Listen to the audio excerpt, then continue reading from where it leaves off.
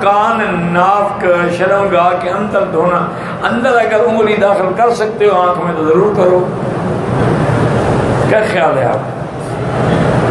بے وقوفی نہ کیا کرو، بس پانی مانگتے ہیں جتنا چلا گیا چلا گیا۔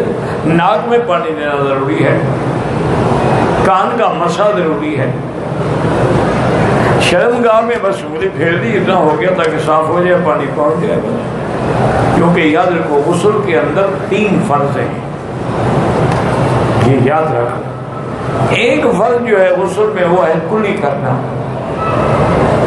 دوسرا فرض یہ ہے کہ ناک میں پانی دے اچھی طرح یہاں تک آ جائے، اور تیسرا فرض یہ ہے کہ سر سے لے کر پاؤں تک ایک بال کے برابر بھی جگہ نہ ہو جو خالی رہ جائے جہاں پانی نہ پہنچے۔ بس یہ 3 چیزیں ہیں غسل میں، ان کو یاد رکھ لو، عورت ہے یا مرد ہے۔ باقی یہ ہے کہ جہاں تک آدمی کی وسعت میں، اب آنکھ کے اندر ہم کیسے انگلی ڈال کے پانی پہنچائیں گے؟ تو انشاءاللہ جلدی اندھا ہو جائے گا، 2-4 نمازیں مشکل سے نصیب ہوں گی۔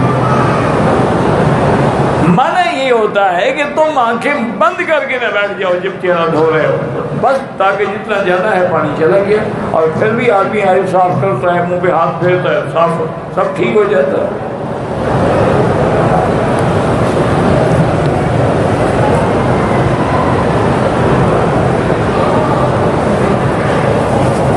اچھا چلو، عورت تو شرمگاہ میں انگلی ڈال دے، مرد کیسے ڈالے گا؟ وہ بھی احلیل کے اندر انگلی ڈالے گا؟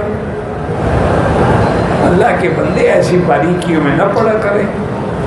بس الحمدللہ جتنی تک توفیق ہے، عورتیں بھی استنجا کرتی ہیں، بدن صاف کرتی ہیں، اندر کپاس رکھتی ہیں، خون کا انتظار کرتی ہیں، پاکیزگی کا لحاظ سب کو سمجھتی ہیں۔